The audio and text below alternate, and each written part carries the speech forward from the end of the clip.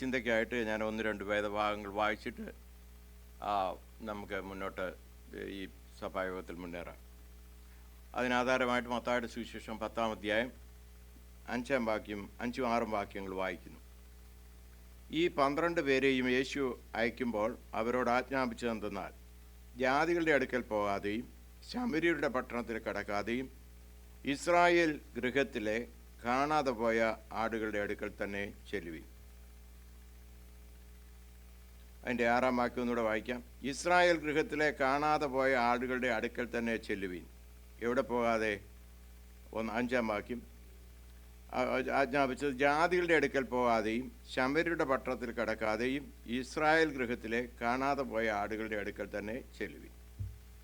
അപ്പോൾ അതേ പുസ്തകം മത്തായിയുടെ സുവിശേഷം 15-ാം അധ്യായം അതിൻ്റെ 24-ാം വാക്യം. അതിന് അവൻ, ഇസ്രായേൽ ഗൃഹത്തിലെ കാണാതെ പോയ ആടുകളുടെ അടുക്കലേക്കല്ലാതെ എന്നെ അയച്ചിട്ടില്ല എന്ന് ഉത്തരം പറഞ്ഞു. ഇസ്രായേൽ ഗൃഹത്തിലെ കാണാതെ പോയ ആടുകളുടെ അടുക്കലല്ലാതെ എന്നെ അയച്ചിട്ടില്ല എന്ന് ഉത്തരം പറഞ്ഞു. അതിന് പ്രത്യേക സാഹചര്യമുണ്ട് അത് പറവാൻ. ഒരു കനാന്യ സ്ത്രീ യേശുവിൻ്റെ അടുക്കൽ വന്നു. കർത്താവിനോട് പറഞ്ഞു, എൻ്റെ മകൾ ആസന്ന രോഗിയായിരിക്കുന്നു, കരുണ തോന്നി അവളോട് സൗഖ്യം കൽപ്പിക്കണം. യേശു പറഞ്ഞു, മക്കളുടെ ഭക്ഷണം നായ്ക്കുട്ടികൾക്ക് കൊടുക്കില്ല എന്ന് പറഞ്ഞു. എന്ന് പറഞ്ഞാൽ അവൾ യഹൂദ സ്ത്രീ അല്ല, കനാന്യ ജാതീയ ഗ്രൂപ്പിൽപ്പെട്ടവളാണ്. അവളുടെ മകൾക്ക് കൊടുക്കില്ല, ഇത് ഇസ്രായേൽ മക്കൾക്ക് വേണ്ടിയുള്ളതാണ്. അപ്പോൾ ആ സ്ത്രീ വളരെ പരിജ്ഞാനത്തോടുകൂടെ മുഷിഞ്ഞൊന്നും പോയില്ല. നമ്മളിൽ പലരാണെങ്കിൽ എന്നാൽ നിൻ്റെ സൗഖ്യമൊന്നും എനിക്ക് വേണ്ട എന്ന് പറഞ്ഞ് ഓടിയേനി. പുള്ളിക്കാരി പറഞ്ഞു, കർത്താവേ, ഈ നായ്ക്കുഞ്ഞുങ്ങളുടെ ഈ മേശയിൽ നിന്ന് വീഴുന്ന ക്രംസൊക്കെ തിന്നാറില്ലേ, അതുപോലെ കരുണ തോന്നി എൻ്റെ കുഞ്ഞിനോട് കരുണ തോന്നി സൗഖ്യം തരണം. യേശു തിരിഞ്ഞ ശിഷ്യന്മാരോടും മറ്റുള്ളവരോടും പറഞ്ഞു, ഇസ്രായേലിലെങ്ങാണ് ഇതുപോലുള്ള വിശ്വാസം ഉണ്ടോ എന്ന് ചോദിച്ചു. എന്നിട്ട് പറഞ്ഞു, നിൻ്റെ ഹൃദയത്തിലെ താല്പര്യം നിനക്ക് നടക്കട്ടെ എന്ന് പറഞ്ഞു. യേശു പറഞ്ഞ ഉടനെ അവരുടെ മകൾക്ക് സൗഖ്യം വന്നു. അവർക്ക് അവരുടെ പ്രാർത്ഥന ദൈവം യേശു കേൾക്കാതെയോ തടയോ ചെയ്തില്ല. എന്നാൽ യേശു അവിടെ ഒരു കാര്യം സൂചിപ്പിച്ചു, ഇത് മക്കൾക്കുള്ളതാണ്. അപ്പോൾ അങ്ങനെ ന്യായമായ ഒരു ചോദ്യം നമ്മളോട് വരുന്നു. അങ്ങനെ ആണെങ്കിൽ പിന്നെ യേശുവിൻ്റെ കാര്യം യഹൂദന്മാരല്ലാത്തവർക്ക് എന്താ കാര്യം? നമ്മുടെ നാട്ടിലൊരു പറഞ്ഞില്ലേ, പൂച്ചയ്ക്ക് എന്തിന് പോന്നൊരുക്കുന്നിടത്ത് കാര്യം. ഈ രക്ഷ യഹൂദന്മാർക്ക് മാത്രമുള്ളതോ എന്നൊരു സന്ദേഹം അഥവാ ഒരു ചോദ്യം നമുക്ക് നേരെ വരാം. എൻ്റെ ഒരു സ്നേഹിതനായിട്ട് ഒരു സിക്കുകാരനൊരാൾ ഈ സിറ്റിയിലുണ്ടായിരുന്നു. ഞാൻ അദ്ദേഹവുമായിട്ട് പല ഡയലോഗുകൾ നടത്തേണ്ടതായിട്ട് വന്നിട്ടുണ്ട്. അദ്ദേഹത്തിന് നോർമലിലാണ് ജോലി. വണ്ടിക്കൊക്കെ പ്രോബ്ലം അദ്ദേഹത്തിനുള്ളപ്പോൾ ഞാൻ ഇവിടുന്ന് നോർമലിലൊക്കെ റൈഡ് ചെയ്ത് കൊടുത്ത് കൊണ്ടുപോവുകയും തിരിച്ചു വരികയും ഒക്കെ ചെയ്യുമായിരുന്നു. എൻ്റെ ഉദ്ദേശം അദ്ദേഹത്തോട് സുവിശേഷം അറിയിക്കുക എന്നുള്ളതാണ്. അപ്പോൾ അന്നേരം എന്നോട് ഈ 2 വാക്യങ്ങൾ അദ്ദേഹത്തിന് എങ്ങനെ അറിയാം. പുള്ളി പഞ്ചാബ് സിഖുകാരുടെ മതത്തിൽ വളരെ അറിവുള്ള ആളാണ്. എപ്പോഴും അത് നമ്മൾ വായിക്കുന്ന പോലെ പുള്ളി ആ പുസ്തകം പോക്കറ്റ് വെച്ചിട്ട് വായിച്ചുകൊണ്ടിരിക്കും.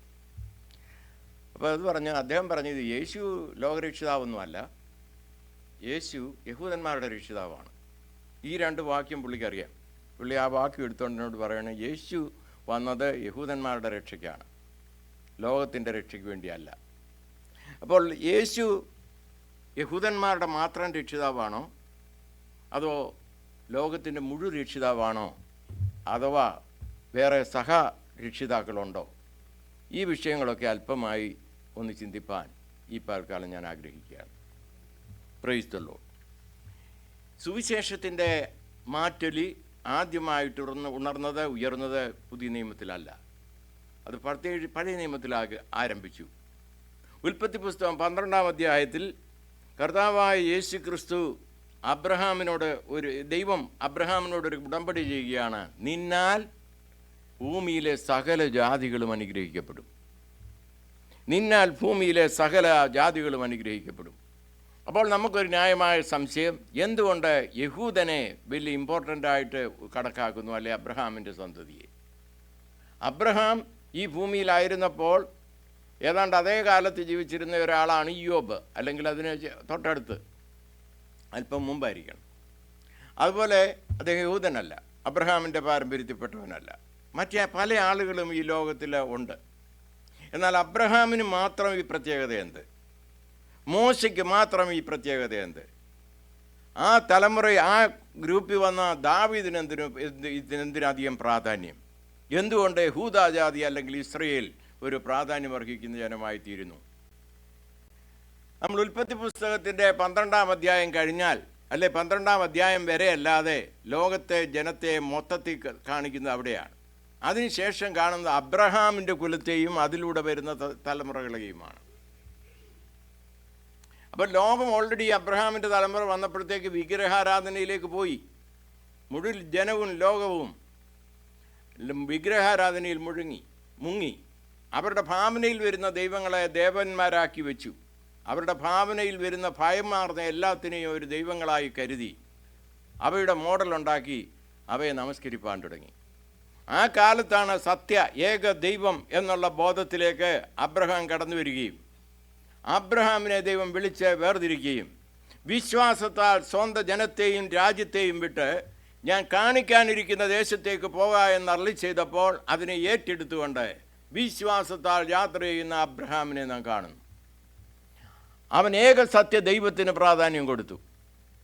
അങ്ങനെയാണ് ഏക സത്യ ദൈവം എന്നുള്ള ആ ബോധത്തെ ജനങ്ങളുടെ ഇടയിൽ വീണ്ടും ഉറപ്പിക്കുന്നത്. എന്നാൽ അബ്രഹാമിനോട് ദൈവം വാഗ്ദത്തം ചെയ്തത് നിന്നാൽ യഹൂദൻ മാത്രം രക്ഷപ്പെടുമെന്നല്ല, നിന്റെ തലമുറ മാത്രം രക്ഷപ്പെടുമെന്നല്ല, ലോകത്തിലെ സകല ജാതികളും അനുഗ്രഹിക്കപ്പെടും എന്ന് കർത്താവ് അരുളി ചെയ്തു. അപ്പോൾ ഇന്ന് കർത്താവിൻ്റെ ഈ അബ്രഹാമിൻ്റെ സന്തതി എന്ന് പറയുമ്പോൾ നമ്മൾ രണ്ട് ജനവിഭാഗത്തെ ഇന്ന് കാണേണ്ടിയിരിക്കുന്നു. ഒന്ന്, അബ്രഹാമിൻ്റെ തലമുറക്കാരായ ഇസ്രയേൽ ജനം. ഇസ്രയേൽ ജനം ആദിമ നൂറ്റാണ്ടുകൾ തൊട്ട് തന്നെ ലോകത്തിൻ്റെ നാനാഭാഗങ്ങളിൽ പടർന്നു പന്തലിച്ചു. കേരളത്തിൽ വരെ അവരുണ്ടായിരുന്നു. അത് വന്നത് 70 പീഡനത്തിൻ്റെ കാലത്ത് മാത്രമല്ല, ശലോമോൻ്റെ കാലത്ത് തൊട്ട് തന്നെ. എന്ന് പറഞ്ഞാൽ BC 950 ശലോമോൻ മരിക്കുന്നത്, BC 950. അപ്പോൾ യേശുവിന് മുമ്പ് 1000 വർഷം മുമ്പ് തൊട്ട് തന്നെ യഹൂദന്മാരുടെ ഒരു സെറ്റിൽമെൻറ്റ് ഇന്ത്യയിലുണ്ടായിരുന്നു. എന്ന് പറയുമ്പോൾ അതുപോലെ ലോകത്തിലെ പല രാജ്യങ്ങളിലും, മിഡിൽ ഈസ്റ്റിലും യൂറോപ്പിലും ഇന്ത്യ വരെ അവരുടെ സെറ്റിൽമെൻറ്റുകളുണ്ടായിരുന്നു. അപ്പോൾ അപ്പോസ്തലനായ തോമസും കടന്നു വന്നത്, കൊടുങ്ങല്ലൂരിലേക്ക് കടന്നു വന്നത്, അദ്ദേഹം ആ ഭാഗത്തോട്ടൊക്കെയാണ് വരുന്നത്. അന്ന് അതിൻ്റെ പേര് അങ്ങനെയല്ലെന്നുള്ളതേ ഉള്ളൂ. എന്നാൽ ആ ഭാഗത്തേക്ക് കടന്നു വന്ന് അവിടെ കേരളത്തിലും തമിഴ്നാട്ടിലും മറ്റ് സ്ഥലങ്ങളിലും ഒക്കെ സുവിശേഷം അറിയിച്ചു, മരിച്ചു. ആ ഒരു പാരമ്പര്യമാണ് കേരളത്തിലെ ക്രിസ്ത്യാനികൾക്കുള്ളത്. അതിനുശേഷം പല സെറ്റിൽമെൻറ്റുകൾ വന്നിട്ടുണ്ട്. AD 345 ക്രായ്ത്തോമൻ്റെ ലീഡർഷിപ്പിലെ ഒരു ഗ്രൂപ്പിൽ വന്നു. അവരെ ക്രാനായക്കാരെന്നറിയപ്പെടുന്നു. AD 500 പേർഷ്യയിൽ നിന്ന് ഒരു ഗ്രൂപ്പ് ക്രിസ്ത്യൻസ് കടന്നു വന്നു. അവരെ നമ്മൾ സുറായ് ക്രിസ്ത്യാനികൾ എന്ന് പറയുന്നു. തൃശ്ശൂർ ഏരിയയിൽ അവരുടെ പല കൂട്ടായ്മകളുണ്ട്. അവരും എല്ലാം സിറിയ പാരമ്പര്യമുള്ളവരാണ്. കാരണം സിറിയക് ലാംഗ്വേജാണ് അന്ന് അവർ സംസാരിച്ചുകൊണ്ടിരുന്നത്. ഈസ്റ്റേൺ സിറിയക് അല്ലെങ്കിൽ മാറാനാഥ സുറിയാനി എന്നറിയപ്പെടുന്ന ഭാഷയായിരുന്നു അന്ന് മിഡിൽ ഈസ്റ്റിലുണ്ടായിരുന്നത്. ആ ഭാഷയിലാണ് അവർ ആരാധനയും കേരളത്തിൽ തുടർമാനമായി നടത്തിക്കൊണ്ടിരുന്നത്. ഇതൊക്കെയാണ് ക്രിസ്തീയ സഭയുടെ പാരമ്പര്യം. എന്നാൽ ഈ സമയം അപ്പോൾ രണ്ട് രീതിയിൽ ദൈവം മനുഷ്യരോട് ഇടപെടുന്നു. ഒന്ന്, യഹൂദന്മാരോടുള്ള ബന്ധത്തിൽ. ഇന്ന് നമ്മൾ ലോകത്തിലെ കണ്ടുപിടുത്തങ്ങൾ പലതെടുത്ത് നോക്കിയാലും യഹൂദന്മാരുടെ കണ്ടുപിടുത്തങ്ങളാണ്. 1% 0.2% പോലും അത് കുറവായിട്ടുള്ളൊരു ജനസഞ്ചയം മാത്രമേ യഹൂദനുള്ളൂ. എന്നാൽ ലോകത്തിലെ നോബൽ പ്രൈസ് കിട്ടിയിട്ടുള്ളതിൽ ബഹുഭൂരിപക്ഷവും അവരാണ്. ഏതാണ്ട് ഈ 0.2% ഉള്ളവരിലാണ്, ആ കൂട്ടമാണ് ഏതാണ്ട് 32% നോബൽ പ്രൈസ് ഈ ലോകത്ത് വാങ്ങിയിട്ടുള്ളത് കണ്ടുപിടുത്തങ്ങൾക്ക് വേണ്ടി. അപ്പോൾ അവരുടെ കണ്ടുപിടുത്തങ്ങൾ അവരിൽ മാത്രം ഒതുങ്ങുകയല്ല, അത് സകല ജാതികൾക്ക് വേണ്ടിയും ഫലപ്രദമായി പ്രയോജനപ്പെടുന്നു. അപ്പോൾ നമ്മൾ ഗ്രഹിക്കേണ്ടത്, നിന്നാൽ സകല ജാതികളും അനുഗ്രഹിക്കപ്പെടും എന്ന് പറയുമ്പോൾ അവരുടെ അബ്രഹാമിൻ്റെ പാരമ്പര്യത്തിൽപ്പെട്ട യഹൂദൻ്റെ ലഭിച്ച അനുഗ്രഹവും അവരുടെ കണ്ടുപിടുത്തവും മൂലം ശാസ്ത്രീയമായ കണ്ടുപിടുത്തങ്ങളുടെ നേട്ടം അനുഭവിക്കുന്നത് ലോകത്തിലെ സകല ജാതികളുമാണ്. അപ്പോൾ നിന്നാൽ ഭൂമിയിലെ സകല ജാതികളും അനുഗ്രഹിക്കപ്പെടും എന്ന് പറയുന്നത് ഭൗമികമായ രീതിയിൽ അവിടെ പ്രയോജനപ്പെടുന്നു. എന്നാൽ കർത്താവായ ക്രിസ്തുയേശു കാൽവറി ക്രൂശിൽ നിറവേറ്റിയ രക്ഷണ്യ യാഗ ശുശ്രൂഷയിലൂടെ വിശ്വാസത്താൽ അതിനെ ഏറ്റെടുക്കുന്നവർക്ക് ഭൂലോകത്തിൻ്റെ എല്ലാ ഭാഗങ്ങളുമുള്ള സകല ജാതികൾക്കും ആത്മീയമായ ഉത്ഥാനം അല്ലെ വീണ്ടെടുപ്പ് അല്ലെ രക്ഷ ലഭിക്കുന്നതിലൂടെ ആത്മീയമായ അനുഗ്രഹം ലോകത്തിലെ സകല ജാതികൾക്കും ലഭിക്കുന്നു. ഈ യേശുവിലൂടെ അല്ലാതെ മാനവരാശിക്ക് രക്ഷയില്ല. Praise the Lord. എന്നാൽ ഈ നമ്മൾ വായിച്ച വേദഭാഗത്ത് തന്നെ പിന്നീട് കാണുന്നുണ്ട്. മത്തായിയുടെ സുവിശേഷം 28-ാം അധ്യായം 18 തൊട്ടുള്ള വേദഭാഗങ്ങൾ നമുക്കറിയാം. നിങ്ങൾ ഭൂമിലോകത്തിൻ്റെ അറ്റത്തോളം പോകണം, എൻ്റെ സാക്ഷികളാകണം. മാനസാന്തരപ്പെടുന്നവരെ യേശുവിൻ്റെ നാമത്തിൽ പിതാവിൻ്റെയും പുത്രൻ്റെയും പരിശുദ്ധാത്മാവിൻ്റെയും നാമത്തിൽ സ്നാനപ്പെടുത്തണം, അവരെ ശിഷ്യരാക്കണം. ഈ കൽപ്പന കൊടുത്തത് യഹൂദന്മാരിൽ നിന്ന് മാത്രമുള്ളവർക്ക് വേണ്ടിയല്ല, ലോകത്തിലുള്ള സകല ജാതികളെയും ശിഷ്യരാക്കിക്കൊള്ളുവാനുള്ള നിർദ്ദേശം അല്ലെങ്കിൽ കൽപ്പന കൊടുക്കുകയാണ്. അപ്പോൾ പിന്നെ യഹൂദൻ്റെ വിശേഷത എന്ത്? ഒരു ദൈവരാജ്യത്തെക്കുറിച്ച് യഹൂദന്മാർ വിഭാവന ചെയ്തു. ദാനിയേലിലൂടെ 70 ആഴ്ചവട്ടം അവർക്കായി കൊടുത്തു ബാബിലോണിൽ വെച്ച്. ഈ 70 ആഴ്ചവട്ടം എന്ന് പറയുന്നത് 70 ആണ്ടുകളാണ്, 70 ആഴ്ചവട്ട വർഷങ്ങളാണ്. എന്ന് പറഞ്ഞാൽ 49 വർഷം എന്ന് പറയുമ്പോൾ 49ാമത്തെ അല്ല 69ാമത്തെ ആഴ്ചവട്ടം തീരുമ്പോൾ 69 ഗുണം 7, അപ്പം ഏതാണ്ട് 490 വർഷം. ആ 490 വർഷമായപ്പോഴാണ് കറക്റ്റ് ഏതാണ്ട് BC 2-നോടടുത്ത് കർത്താവായ യേശു ക്രിസ്തു ഭൂമിയിൽ വരുന്നത്. AD 32-നോടടുത്ത കാലഘട്ടത്തിൽ കർത്താവായ യേശു ക്രിസ്തു യെരുശലേമിലേക്ക് വരികയാണ് കഴുതക്കുട്ടിപ്പുറത്ത്. ആ കഴുതക്കുട്ടിപ്പുറത്ത് വരുമ്പോൾ യേശുവിനെ നോക്കിക്കൊണ്ട് അവർ വലിയ ശ്ലോകനൊക്കെ പറഞ്ഞു. ദാവീദിൻ്റെ കുലത്തിൽ നിന്ന് വരുന്ന ഹോശന്ന എന്നവർ പാടി, ഹോശന്ന പാടി, ഹോശന്ന ഹോശന്ന എന്ന് പറഞ്ഞു. നിന്റെ രാജാവ് കഴുതക്കുട്ടിപ്പുറത്ത് സൗമ്യനായി വരുന്നുവെന്ന് പ്രവാചകന്മാർ എഴുതി വെച്ച പ്രവചനം നിറവേറ്റിക്കൊണ്ട് യഹൂദരാജ്യം സ്ഥാപിക്കപ്പെടണമെങ്കിൽ സ്ഥാപിക്കപ്പെടാവുന്ന ഒരു സാഹചര്യത്തിൽ യഹൂദന്മാരുടെ രാജാവ് കടന്നു വന്നു കഴുതക്കുട്ടിപ്പുറത്ത്. എന്നാൽ യഹൂദൻ അത് പിടികിട്ടിയില്ല. അവർ കരുതി ഒരു രാജാവ് വരേണ്ടത് എവിടെയാണ്? ഒരു കുതിരപ്പുറത്താണ്, ഒരു വൈറ്റ് സ്റ്റാലിയനിലാണ് വരേണ്ടത്. ആ കാലത്ത് കുതിരയാണ്, വെള്ളക്കുതിരയാണ് രാജാക്കന്മാരുടെ വിജയാളികളായി വരുന്ന രാജാക്കന്മാരുടെ എംബ്ലം. അതിലാണ് അവർ വരുന്നത്. അവർ പ്രതീക്ഷിച്ചു കൊണ്ടിരുന്നത് അങ്ങനെ വന്ന് റോമൻ സാമ്രാജ്യത്തെ തകിടം മറിച്ചുകൊണ്ട് ഒരു രാജ്യം സ്ഥാപിച്ച് യഹൂദൻ ഏറ്റവും ശ്രേഷ്ഠ ജാതിയായി ഭരിക്കുമെന്നുള്ള കാഴ്ചപ്പാടാണ് അവർക്കുണ്ടായിരുന്നത്. അപ്പോൾ യേശു വന്നപ്പോൾ അവർ ഹോസന്ന പാടിയെങ്കിലും മറു സൈഡിൽ ക്രൂശിക്കണമെന്നുള്ള പ്ലാനും പദ്ധതിയും അവർ തയ്യാറാക്കി. കഴിഞ്ഞ ദിവസം നമ്മൾ ബൈബിൾ സ്റ്റഡിയിലൂടെ ഒക്കെ കേട്ടല്ലോ, പീലാത്തോസ് ചില ചോദ്യങ്ങളൊക്കെ ചോദിക്കുന്നുണ്ട്, നമ്മളിവനെ എന്ത് ചെയ്യണം? അപ്പോൾ അവരാക്രോശിച്ചെന്തോ, അവനെ ക്രൂശിക്കുക. അപ്പോൾ ഇവൻ തെറ്റൊന്നും ചെയ്തില്ലല്ലോ, യേശുവിനെ വിട്ടുതരയണമോ അതോ ബറബാസിനെ വിട്ടുതരണോ? അവർ പറഞ്ഞു ബറബാസിനെ വിട്ടു തന്നാൽ മതി. പീലാത്തോസ് വളരെ ശ്രമിക്കുകയാണ് യേശുവിനെ വിട്ടയക്കാൻ. എന്നിട്ട് ചോദിക്കുകയാണ്, ഇവനെ ഞാൻ എന്ത് ചെയ്യണം? ഇവനിൽ മരണകരമായ ഒരു കുറ്റവും ഞാൻ കാണുന്നില്ല. അപ്പോൾ അവർ പറയുകയാണ്, അവനെ ക്രൂശിക്കുക, അവൻ്റെ രക്തം ഞങ്ങളുടെ മേലും ഞങ്ങളുടെ സന്തതി മേലും ഇങ്ങ് പോരട്ടെ എന്ന് പറഞ്ഞു.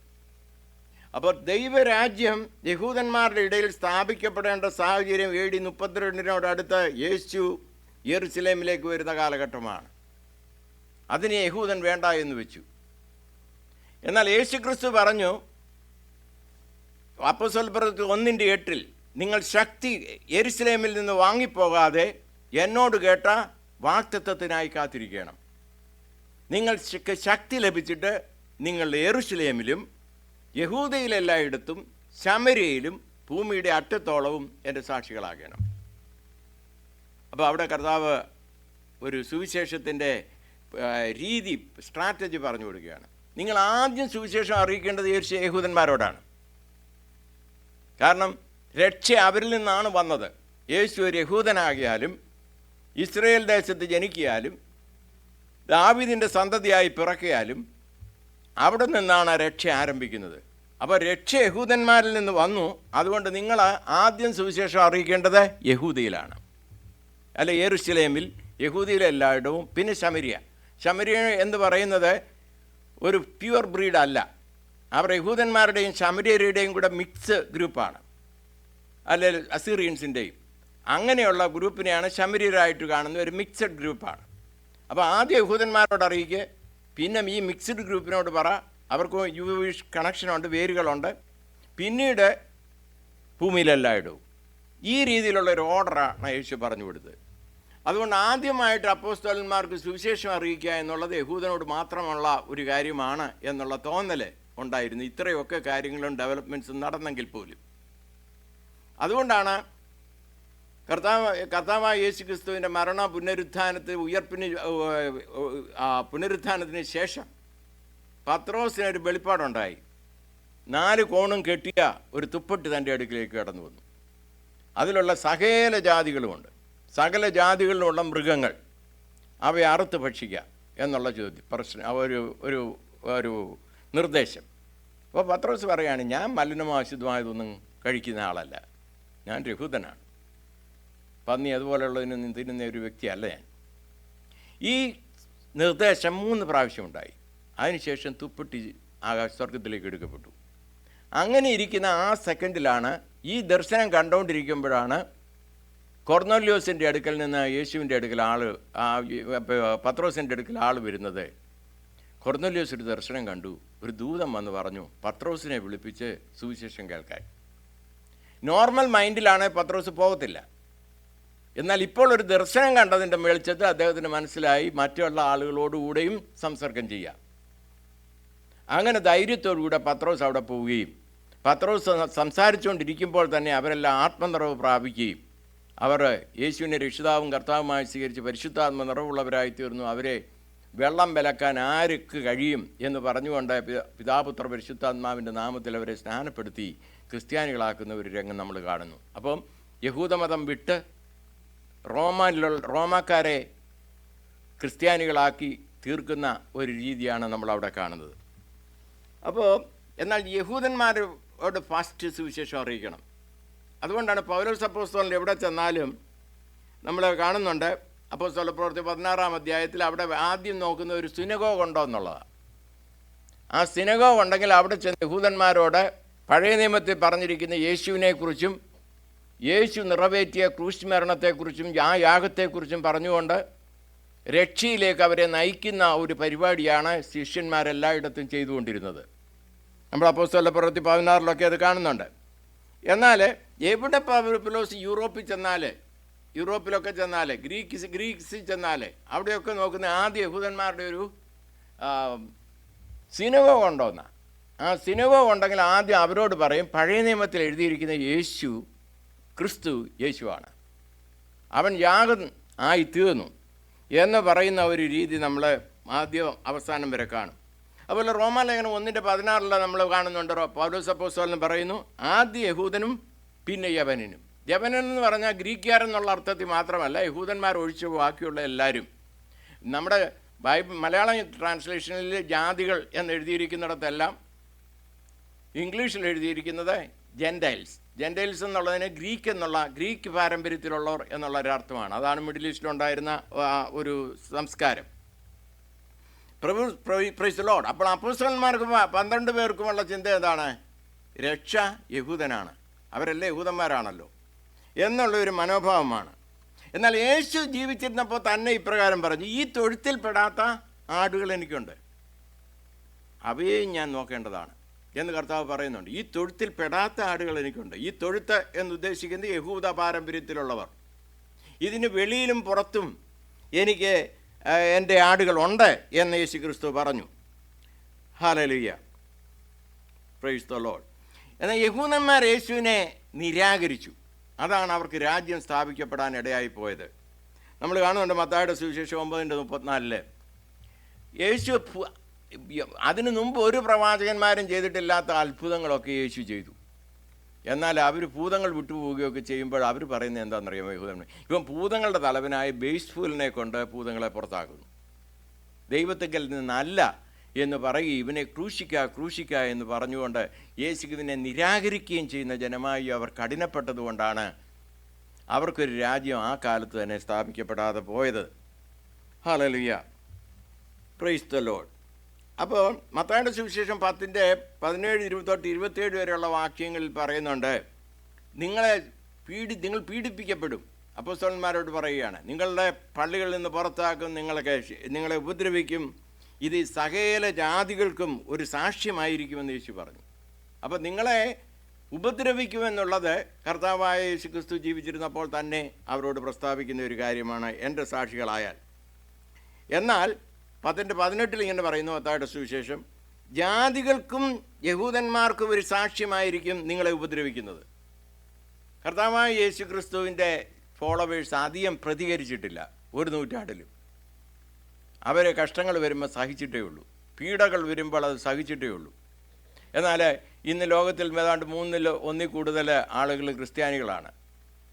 ലോകത്തിലുള്ള മറ്റേതൊരു മതത്തിലുള്ളതിനേക്കാൾ കൂടുതൽ ആളുകൾ ക്രിസ്ത്യാനിറ്റിയിലുണ്ട്. എങ്കിൽ പോലും ക്രിസ്ത്യാനികൾക്കാണ് ഏറ്റവും ഉപദ്രവം ഇന്നേക്കുന്നത്. നമുക്കറിയാം, നമ്മൾ ഈസ്റ്റ് പാകിസ്ഥാൻ എന്നറിയപ്പെട്ടിരുന്ന ഇപ്പോഴത്തെ ഏതാത് ബംഗ്ലാദേശ്, അവിടെ ക്രിസ്ത്യാനികളെ ഉപദ്രവിക്കുന്നുണ്ട്. ക്രിസ്ത്യാനികൾക്കും ഹിന്ദുക്കൾക്കും പീഡനമുണ്ട്. എന്നാൽ ക്രിസ്ത്യാനികൾക്ക് എവിടെ പീഡനം വന്നാലും പ്രതികരണമില്ല, അവരത് സഹിക്കുക. നമുക്കറിയാം നൈജീരിയയിലെ കാര്യം, നമുക്കറിയാം ഇറാനിലെ കാര്യം. അവിടെ ഒന്നും ക്രിസ്ത്യാനികളെ തിരിച്ചുപദ്രവിക്കുന്നില്ല. എന്നാൽ ഏറ്റവും വലിയ ജനവിഭാഗം ക്രിസ്ത്യാനികളാണ് താനും ലോകത്തിലെ. അതിൻ്റെ കാരണം എന്താ?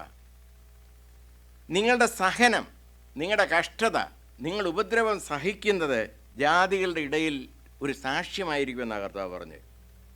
ഹല്ലേലൂയ. എന്ന് മാത്രമല്ല, അത് ജാതികളുടെയും യഹൂദന്മാരുടെയും മധ്യേനെക്കുറിച്ചുള്ള സാക്ഷ്യമായിരിക്കും എന്നുള്ളതാണ് കർത്താവ് പറഞ്ഞത്. അപ്പോൾ അത് ക്രിസ്ത്യാനികളുടെ ഒരു ടോക്കൺ ഓഫ് ഒരു രീതിയായിട്ട് എടുത്തിരിക്കുന്നത് ആൾബലം കൊണ്ട് നേട്ടം കൊയ്യുവാനല്ല, എവിടെയും ഉപദ്രവം ഉണ്ടായാൽ അതിനെ സഹിച്ചുകൊണ്ട് കർത്താവിൻ്റെ നാമത്തെ ഉയർത്തുക എന്നുള്ളതാണ് ആ കർത്താവ് അവരിലൂടെ ഉദ്ദേശിക്കുന്നത് എന്ന് നമുക്ക് കാണാൻ കഴിയും. എന്നാൽ മത്തായി 28:20 നമ്മൾ കണ്ടു, രക്ഷ യഹൂദന്മാർക്ക് മാത്രമല്ല സകല ജാതികളെയും ശിഷ്യരാക്കിക്കൊള്ളുവീൻ. അതാണ് യേശു ഉയർത്തെഴുന്നേറ്റ് യേശു കൽപ്പിച്ച വലിയ കൽപ്പന. നിങ്ങൾ ഭൂമിയിലുള്ള സകല ജാതികളെയും ശിഷ്യരാക്കിക്കൊള്ളുവീൻ എന്നുള്ള കൽപ്പന. Price the Lord. കർത്താവായ യേശു ലോകരക്ഷിതാവാണ്. നമ്മൾ 1 യോഹന്നാൻ 4:9-10 വാക്യം നമ്മൾ വായിക്കുമ്പോൾ ഇവിടെ കാണുന്നത്, തൻ്റെ പുത്രനെ ലോകത്തിലേക്ക് അയച്ചു ലോകത്തെ രക്ഷിപ്പാൻ എന്നാണ് കാണുന്നത്. യോഹന്നാൻ 3:16 കാണുന്ന അതേ ആശയമാണ് 1 യോഹന്നാൻ 4:9-10 വാക്യങ്ങളിൽ കാണുന്നത്, ലോകത്തെ രക്ഷിപ്പാൻ. യോഹന്നാൻ അപ്പോസ്തലൻ്റെ ഒരു തീമാണത്, ലോകരക്ഷകനാണ് യേശു. ഉദാഹരണമായിട്ട് യോഹന്നാൻ്റെ സുവിശേഷം 12 അതിൻ്റെ 47 ഇങ്ങനെ പറയുന്നു, ലോകത്തെ വിധിപ്പാനല്ല ലോകത്തെ രക്ഷിപ്പാൻ അത്രേ ഞാൻ വന്നിരിക്കുന്നത്. ലോകത്തെ വിധിപ്പാനല്ല. യേശുവിൻ്റെ ഒന്നാമത്തെ ആഗമനത്തെക്കുറിച്ച് പറയുകയാണ്. ഒടുവിലത്തെ ആഗമനത്തിൽ നമുക്കറിയാം തിന്മ ചെയ്യുന്നവർക്ക് ശിക്ഷയുണ്ട്. എന്നാൽ ആ കർത്താവിൻ്റെ ലോകത്തിലെ ആദ്യ വരവ് എന്താണ്? ലോകത്തെ വിധിപ്പാനല്ല ലോകത്തെ രക്ഷിപ്പാൻ അത്രേ ഞാൻ വന്നിരിക്കുന്നത്. ഹല്ലേലൂയ. എന്നാൽ പിന്നീട് നമ്മൾ ഗലാത്യ ലേഖനം 4:4-5 വാക്യങ്ങളിൽ പൗലോസ് അപ്പോസ്തലൻ പറയുന്നത് ഇങ്ങനെയാണ്, ന്യായപ്രമാണത്തിന് ഉള്ളവനായി ന്യായപ്രമാണത്തിന് കീഴുള്ളവരെ വിലയ്ക്ക് വാങ്ങി പുത്രത്വം പ്രാപിപ്പാനായി യേശു ഭൂമിയിലേക്ക് വന്നു. ന്യായപ്രമാണത്തിന് കീഴുള്ളവനായി. യേശു ക്രിസ്തു ന്യായപ്രമാണത്തിലുള്ള എല്ലാ കാര്യങ്ങളും അനുസരിച്ചാണ് ജീവിച്ചത്. ഹല്ലേലൂയ. 8 നാൾ പരിച്ഛേദന ഏറ്റു, ചൈൽഡ് ഡെഡിക്കേഷൻ, യഹൂദന്മാർ ചെയ്യുന്ന എല്ലാ കാര്യവും. ഒരു പ്രവാചകനായ 30-ാമത്തെ വയസ്സിൽ രംഗപ്രവേശനം ചെയ്യണം. യേശു 30-ാമത്തെ വയസ്സിൽ സ്നാനമേറ്റതിന് ശേഷം പബ്ലിക് മിനിസ്ട്രിയിലേക്ക് കടന്നു വരുന്നു. യഹൂദന്മാരുടെ എല്ലാ പ്രവാചകന്മാരും ഒക്കെ ആ കാലഘട്ടത്തിലാണ്. ഒരു പുരോഹിതനോ പ്രവാചകനോ ഒക്കെ ആകുന്ന ഏജ് 30 അങ്ങനെ എല്ലാ പ്രമാണങ്ങളും പാലിച്ചാണ് കർത്താവായ യേശു ക്രിസ്തു ന്യായപ്രമാണത്തിന് കീഴുള്ളവനായിട്ട് ലോകത്തിലേക്ക് വന്നു. എന്തിന്? ന്യായപ്രമാണത്തെ നീക്കാനല്ല, അതിനെ നിവർത്തിപ്പാൻ. അതുകൊണ്ടാണ് ടൈറ്റസിൻ്റെ പുസ്തകം, തീത്തോസിൻ്റെ പുസ്തകം 2-ാം അധ്യായം 11-ാം വാക്യത്തിൽ ഇങ്ങനെ പറയുന്നു, സകല മനുഷ്യർക്കും രക്ഷാകരമായ ദൈവകൃപ ഉദിച്ചുവല്ലോ. സകല മനുഷ്യർക്കും. അപ്പോൾ രക്ഷ യഹൂദന് മാത്രമല്ല എന്നുള്ള കാഴ്ചപ്പാട് അവിടെ നമ്മൾ കാണുന്നു. സകല മനുഷ്യർക്കും രക്ഷാകരമായ ദൈവകൃപ ഉദിച്ചുവല്ലോ. യേശു ക്രിസ്തുവിൻ്റെ ജനിച്ച ചൈൽഡ് ഡെഡിക്കേഷൻ സമയത്ത് യെരുശലേം ദേവാലയത്തിലേക്ക് കടന്നു ചെല്ലുമ്പോൾ അവിടെ 2 കുറുപ്രാവിനെയൊക്കെ കൊണ്ട് യാഗം കഴിപ്പിക്കാനായിട്ട് മറിയയും ജോസഫും കൊണ്ടുപോകുന്നു. ആ സമയത്ത് ശിമയോൻ എന്ന് പറയുന്ന ഒരു വയോധികനായ മനുഷ്യൻ, അദ്ദേഹത്തോട് ദൈവം അരുളി ചെയ്തു, മശിഹായെ കാണുന്നിടം വരെ നീ മരിക്കത്തില്ല. അപ്പോൾ വളരെ ദീർഘായുസ്സുള്ള പ്രായമുള്ള ഒരു മനുഷ്യനാണ് ഈ പ്രവാചകാത്മാവുള്ള ശിമയോൻ. അപ്പോൾ യേശുവിനെ കയ്യിലെടുത്തു. അപ്പോൾ ഓരോ കുഞ്ഞും ജനിക്കുമ്പോൾ അദ്ദേഹം ഓടി വരും അവിടെ കൊണ്ടുവരുമ്പോൾ, അല്ലെങ്കിൽ കർത്താവ് ഒരു ഗൈഡൻസ് കൊടുക്കുമ്പോൾ അദ്ദേഹം അവിടേക്ക് വരും. യേശുവിനെ കൊണ്ടുവരുന്ന സമയത്ത് ദൈവിക ഗൈഡൻസിൽ ശിമയോൻ അവിടെ വന്നിട്ട് പറഞ്ഞ് കുഞ്ഞിനെ എൻ്റെ കയ്യിലോട്ട് തരാൻ പറഞ്ഞു. കുഞ്ഞിനെ കയ്യിലോട്ട് കൊടുത്തപ്പോൾ ഒരു ദൈവത്തിൻ്റെ ആത്മാവ് അവൻ്റെ ശരീരത്തിൽ വ്യാപരിച്ചു ശിമയോൻ്റെ. എന്നിട്ട് അദ്ദേഹം പറയുന്ന ഒരു പ്രവചനമുണ്ട്, ജാതികൾക്ക് വെളിപ്പെടുവാനുള്ള പ്രകാശവും നിന്റെ ജനമായ ഇസ്രായേലിൻ്റെ മഹത്വവുമായി നീ സകല ജാതികളുടെയും മുമ്പിൽ ഒരുക്കിയിരിക്കുന്ന നിന്റെ രക്ഷയെ എൻ്റെ കണ്ണ് കണ്ടുവല്ലോ. എന്നിട്ട് അദ്ദേഹം ദൈവത്തോട് പറയാണ്, എനിക്ക് ഇനി സമാധാനത്തോടെ പോവാം, ഇനി എനിക്ക് മരിക്കാൻ ഫ്രീ ആയി എനിക്ക് പോകാം. സകല ലോകജാതികൾക്കുമുള്ള രക്ഷയെ കാണാൻ എൻ്റെ കണ്ണിന് നീ ഭാഗ്യം തന്നു. അതാണ് എനിക്ക് നീ തന്ന വാഗ്ദത്തം. ആ രക്ഷയെ കാണാം. ആ രക്ഷാ കർത്താവായ യേശുവിനെ കണ്ട് ആ പ്രവചനം നിറവേറിയുകൊണ്ട് അദ്ദേഹം സന്തോഷിക്കുക, എനിക്കിനി സമാധാനത്തോടെ പോവാം എന്ന് പറഞ്ഞുകൊണ്ട് മറിയയും യേശുവിനെയും അവരെയൊക്കെ അനുഗ്രഹിച്ച ശേഷം അദ്ദേഹം പോവുകയാണ്. സ്തോത്രം. അപ്പോൾ രാജ്യത്തിൻ്റെ സുവിശേഷം എന്ന് പറയുന്നത് യഹൂദൻ്റെ രാജാവായി വാഴുന്ന കാര്യമാണ്. ഇത് നടന്നില്ല. അപ്പോൾ 69 ദാനിയേൽ പ്രവാചകൻ പ്രവചിച്ച 70 ആഴ്ചവട്ടങ്ങളിൽ 69 ആഴ്ചവട്ടം നിറവേറി. 69 ആഴ്ചവട്ടത്തിൻ്റെ അവസാനത്തിൽ ഇടയൻ ഛേദിക്കപ്പെടണം. അതും അവർക്ക് ലഭിച്ച ഒരു പ്രവചനമാണ്. അപ്പോൾ ആ ക്ലോക്ക് അവിടെ നിന്നു. ഇനിയും ക്ലോക്ക് ചലിക്കണമെങ്കിൽ സഭ ഇവിടുന്ന് എടുക്കപ്പെടണം. 70 ആഴ്ചവട്ടത്തിനും ദാനിയേലിൻ്റെ 69 ആഴ്ചവട്ടത്തിനും 70 ആഴ്ചവട്ടത്തിനും ഇടയ്ക്കുള്ള ഇൻ്റർവെൽ സമയത്തുള്ള ഒരു കാര്യമാണ് ക്രിസ്തീയ സഭ. ഇനി 70 ആഴ്ചവട്ടത്തിൻ്റെ സൂചി യഹൂദനോടുള്ള ബന്ധത്തിൽ ചലിക്കണമോ, സഭ ഇവിടുന്ന് എടുക്കപ്പെടണം. വെളിപ്പാട് പുസ്തകം 4-ാം അധ്യായത്തിൽ നമ്മൾ കാണുന്നുണ്ട്, ഇവിടെ കയറി വരുവീൻ. ഇവിടെ കയറി വരുവീൻ എന്ന് സഭയോട് അരുളി ചെയ്യുമ്പോൾ സഭ സ്വർഗത്തിലേക്ക് എടുക്കപ്പെടുന്നു. അതിനുശേഷം നമ്മൾ കാണുന്നത് ക്രിസ്തുവിൻ്റെ തേജസ്സിനെയും ഒക്കെയാണ്. ക്രിസ്തു സിംഹാസനസ്ഥനായി നിവസിക്കുന്നു സ്വർഗത്തിൽ. ഈ സിംഹാസനസ്ഥനായി സ്വർഗത്തിലിരിക്കുന്ന ക്രിസ്തേശു ഇനി ഭൂമിയിലേക്ക് മടങ്ങി വരുന്നതുവരെ, സഭ എടുക്കപ്പെട്ടതിന് ശേഷം മടങ്ങി വരുന്നതിന് വരെയുള്ള ഇടക്കാലം 7 വർഷം. ആ 7 വർഷം മഹോദ്രവം അല്ലെങ്കിൽ ഉപദ്രവ കഷ്ടകാലത്തിൻ്റെ കാലഘട്ടമെന്ന് നമ്മൾ പറയും. അത് പിശാച് കൊണ്ടിരുന്നതല്ല, ദൈവകോപത്വമെന്നാണ് അതിനെക്കുറിച്ച് പറയുന്നത്. ദൈവം കോപം എന്ന് പറയുമ്പോൾ അത് പിശാചല്ല കൊണ്ടിരുന്നത്, ദൈവം തന്നെ അയക്കുന്ന ഒരു കാര്യമാണ്. ഹല്ലേലൂയ. നമ്മൾ കർത്താവായ യേശു ക്രിസ്തു യഹൂദന്മാർക്ക് വേണ്ടി മാത്രമാണോ രക്ഷകനായിരിക്കുന്നത് എന്നുള്ള ചോദ്യമാണ് വരുന്നത്. കർത്താവായ യേശു ക്രിസ്തു ശമരിയിൽ പോയി. യഹൂദന്മാർ സാധാരണ ശമരിയിൽ പോകാറില്ല. ഹല്ലേലൂയ. എന്നാൽ യേശു തൻ്റെ ശിഷ്യന്മാരുമായി ശമരിയിലേക്ക് പോവുകയും അവിടെ ഒരു ശമരിയ സ്ത്രീയുമായി പരിചയപ്പെടുകയൊക്കെ ചെയ്യുന്നത് നമ്മൾ കാണുന്നുണ്ട്. എന്നിട്ട് യോഹന്നാന്റെ സുവിശേഷം 4-ാം അധ്യായത്തിലാണ് അതേക്കുറിച്ച് പ്രസ്താവിച്ചിരിക്കുന്നത്. അതിൻ്റെ 39-ാം വാക്യത്തിൽ ഇങ്ങനെ പറയുന്നു, ശമര്യരും യേശുവിൽ വിശ്വസിച്ചു. അപ്പോൾ ശമര്യക്കാരെന്ന് പറയുന്നത് യഹൂദരല്ല, ഒരു മിക്സ് ബ്രീഡാണെന്ന് ഞാൻ പറഞ്ഞു. അതിൻ്റെ 40 തൊട്ടുള്ള വാക്യങ്ങൾ ഇങ്ങനെ പറയുന്നു, ഏറ്റവും അധികം ശമര്യർ യേശുവിൽ വിശ്വസിച്ചു. അപ്പം കർത്താവായ യേശു ക്രിസ്തുവിൻ്റെ ജീവിതകാലത്ത് തന്നെ ശമര്യക്കാർ രക്ഷയുടെ അനുഭവത്തിലേക്ക് അല്ലെ യേശുവിലുള്ള വിശ്വാസത്തിലേക്ക് കടന്നു വരുന്നതായിട്ട് നമ്മൾ കാണുന്നു. പിന്നീട് നമ്മൾ അപ്പോസ്തല പ്രവൃത്തി 8-ന്റെ 5-ാം വാക്യത്തിൽ ഇങ്ങനെ കാണുന്നു, ശമര്യർ വിശ്വസിച്ചു യേശു ലോകരക്ഷിതാവാണെന്ന്. അങ്ങനെ അനേക ശമര്യ മുഴുവൻ സുവിശേഷം വ്യാപിക്കുന്നതായിട്ടും ഫിലിപ്പോസ് ശക്തമായ ആത്മനിറവോടുകൂടി അവിടെ സുവിശേഷം അറിയിക്കുന്നതായിട്ടും നമ്മൾ കാണുന്നു. ഹല്ലേലൂയ. എന്നാൽ നമ്മൾ അപ്പോസ്തല പ്രവൃത്തി 13-ാം അധ്യായത്തിൽ നമ്മൾ കാണുന്നുണ്ട്, യൂറോപ്പിൽ ചെന്നപ്പോൾ യഹൂദന്മാരുടെ സിനഗോഗിൽ അവിടെ ചെന്നു. സിനഗോഗിലുള്ളവർക്ക് യേശുവിനെ വേണ്ട, പൗലോസിനെ വേണ്ട, നിരാകരിച്ചു. അപ്പോൾ പറയുകയാണ്, അങ്ങനെ അന്ന് ഇനി ഞാൻ ജാതികളുടെ ഇടയിലേക്ക് പോകും എന്ന് പറഞ്ഞുകൊണ്ട് തൻ്റെ ഫോക്കസ് യഹൂദന്മാരിൽ നിന്നും തിരിഞ്ഞ് ജാതികളുടെ ഇടയിലേക്ക് തിരിക്കുന്നതായിട്ട് നമ്മൾ കാണാം. എന്നിരുന്നാൽ പോലും എവിടെ കടന്നു ചെന്നാലും പൗലോസ് ആദ്യം ചെയ്യുന്നത് വല്ല യഹൂദന്മാരുടെ സിനഗോഗ് ഉണ്ടോ എന്ന് നോക്കുകയും അവിടെ സുവിശേഷം അറിയിക്കുകയും ചെയ്യുന്നു. അപ്പം രക്ഷ ആദ്യ യഹൂദന്മാർക്ക് പിന്നെ ജാതികൾക്ക് എന്നുള്ള ഒരു കാര്യം നമ്മൾ കാണുന്നു. Price the Lord, hallelujah. നമ്മൾ ഗലാത്യ ലേഖനം 1:13 കണ്ടു, യഹൂദമതമെന്ന് പറയപ്പെടാതിരിക്കത്തക്കവണ്ണം ജാതികളിൽ നിന്നൊരു വലിയ ഗ്രൂപ്പ് പൗലോസിൻ്റെ പ്രവർത്തനത്തിലൂടെ ക്രിസ്തീയ സഭയിലേക്ക് വരുന്നുണ്ട്. ഒരുപക്ഷേ 1-ാം നൂറ്റാണ്ടിൽ തന്നെ യഹൂദന്മാരുടെ ഇടയിലുള്ള ക്രിസ്ത്യാനികളെക്കാൾ കൂടുതൽ യഹൂദന്മാർ വന്നത് ഇന്നത്തെ സിറിയ, ആ രാജ്യത്ത് നിന്നാണ്. സിറിയ ക്രിസ്ത്യാനിറ്റിയുടെ ഹെഡ് ക്വാർട്ടറായിട്ട് മാറി, യെരുശലേം അല്ല. യെരുശലേം ആദ്യം ഹെഡ് ക്വാർട്ടർ ആയിരുന്നെങ്കിലും പിന്നീട് സിറിയ ക്രിസ്ത്യാനികളുടെ ഹെഡ് ക്വാർട്ടറായി. അതുപോലെ ആളുകൾ വിശ്വാസത്തിലേക്ക് വരുവാനിടയായി അവിടുന്ന് യഹൂദന്മാരും ജാതികളുമായിട്ട്. എന്ന് മാത്രമല്ല, ക്രിസ്ത്യാനികളെന്നുള്ള പേര് തന്നെ ആദ്യം ഉളവാകുന്ന യെരുശലേമിലോ യഹൂദദേശത്തോ അല്ല, സിറിയ വെച്ചാണ് അവർക്ക് ക്രിസ്ത്യാനികളെന്ന് പേരുണ്ടായത് എന്ന് നമ്മൾ കാണുന്നു.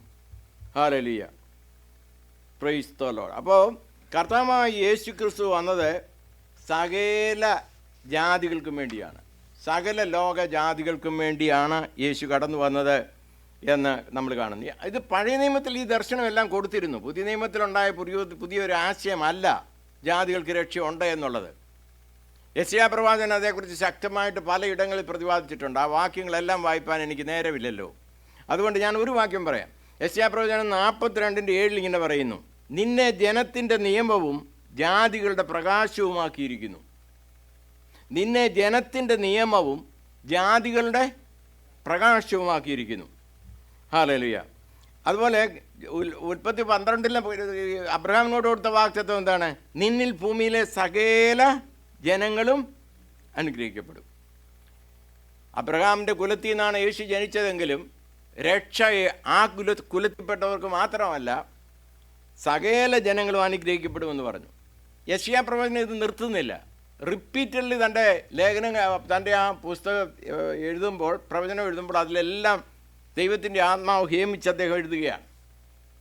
49-ാം അധ്യായത്തിലേക്ക് വരുമ്പോൾ അതിൻ്റെ 6-ാം വാക്യത്തിൽ ഇങ്ങനെ പറയുന്നു, യാക്കോബിൻ്റെ ഗോത്രങ്ങളെ എഴുന്നേൽപ്പിക്കേണ്ടതിനും ഇസ്രയേലിൽ സൂക്ഷിക്കപ്പെട്ടിരിക്കുന്നവരെ തിരിച്ചു വരുത്തേണ്ടതിനും എനിക്ക് ദാസനായിരിക്കുന്നത് പോരാ. എന്ന് പറഞ്ഞാൽ ഇസ്രയേൽ ജനത്തിനു വേണ്ടി പ്രവർത്തിക്കുന്നത് മാത്രം പോരാ, എൻ്റെ രക്ഷ ഭൂമിയുടെ അറ്റത്തോളം എത്തേണ്ടതിന് ഞാൻ നിന്നെ ജാതികൾക്ക് പ്രകാശമാക്കി വെച്ചിരിക്കുന്നു എന്ന് അവൻ അരുളി ചെയ്യുന്നു. ജാതികൾക്ക് പ്രകാശമാക്കി വെച്ചിരിക്കുന്നു. ആരെ? മശിഹായെ.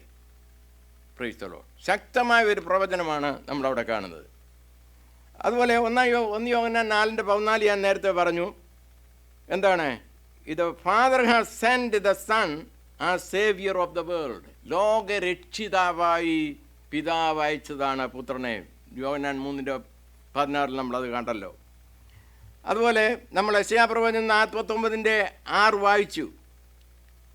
ഇസ്രയേൽ ജനങ്ങളുടെ ഇടയിൽ മാത്രം പോരാ, എൻ്റെ രക്ഷ ഭൂമിയുടെ അറ്റത്തോളം എത്തേണ്ടതിന് ഞാൻ നിന്നെ ജാതികൾക്ക് പ്രകാശമാക്കി വെച്ചിരിക്കുന്നു എന്ന് അരുളി ചെയ്തു. യേശു ഇത് പറഞ്ഞു, ഞാൻ ലോകത്തിൻ്റെ വെളിച്ചമാകുന്നു എന്ന് കർത്താവ് പറഞ്ഞു.